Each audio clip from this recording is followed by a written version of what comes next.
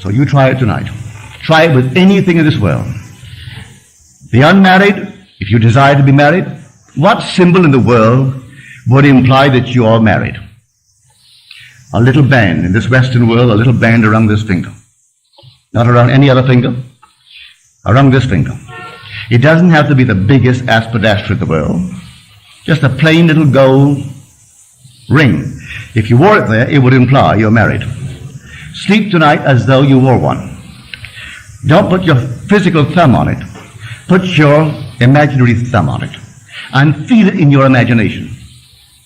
You can do it. Feel a ball. Can you feel it? Then feel a piece of silk.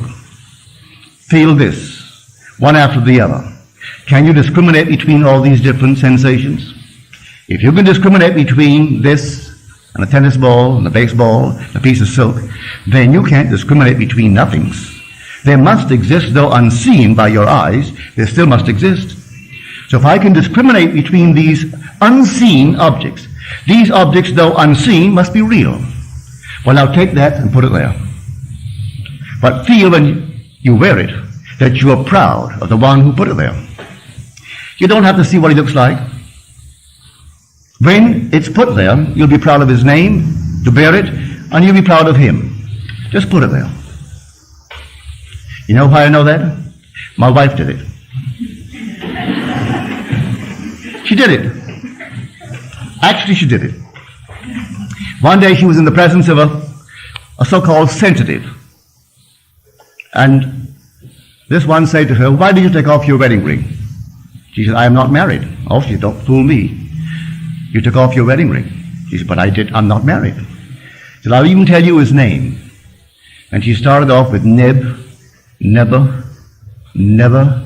She didn't quite get it, but she was coming very, very close to it. She was actually sensing what my wife in consciousness was feeling. When I first met her, I wanted her the very first day I knew her. I wanted to marry her. But I was entangled. Was I entangled? But by this law, I disentangled myself.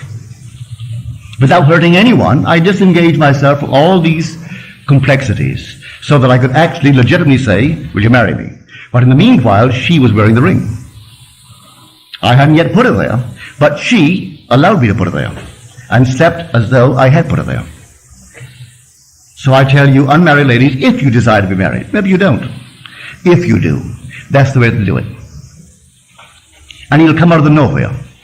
You don't have to go and buy anyone or try to meet the right people. Usually when you try to meet the right one, he's always the wrong one.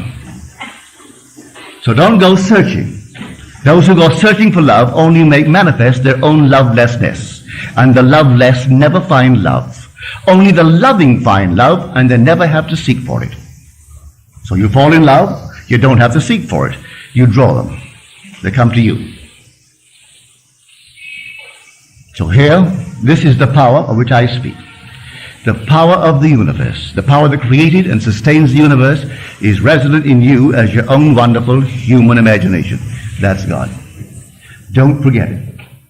I know it's difficult when man has been trained to believe in an external God. And he goes to church and gets on his knees and he prays to an external God. And he goes home at night, maybe he does say his prayers, and he gets down on his knees and he prays to an external God. All right, maybe that's a nice thing for someone to do. But I tell you, he isn't out there at all. You won't be criticized for it, but he is within you. Very personal, may I tell you. He is very, very personal. And within you. When you're told in Scripture, of the rock that begot us, we are unmindful. And that seems to be all a figure of speech on how true that thing is. One night, sitting in the silence, rather it was an afternoon, I was thinking of nothing in particular, and suddenly before my eyes came this quartz, an enormous quartz. As I looked at it, it fragmented itself, broke into numberless little pieces, and then it reassembled itself.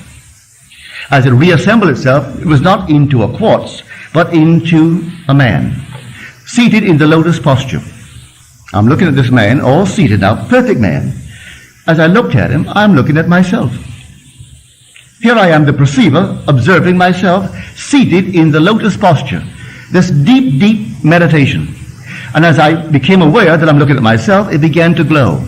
And it glowed and glowed and glowed. When it reached the intensity of luminosity, it exploded. And then I returned to this level. Where did I see him? Within me. That being is meditating this. This is but a projection of itself in the world. And when he wakes within me, completely wakes, I am he. God actually became me, that I may become God. And he's put me through all the paces, allowing me to make all the mistakes, to make a monster like the thing that I talked about earlier.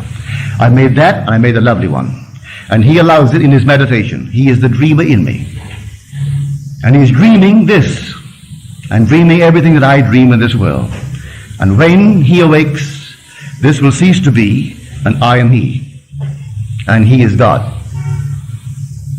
So I tell you, go out and try it. Begin tonight. I make you this promise, if you try it faithfully, you will not fail.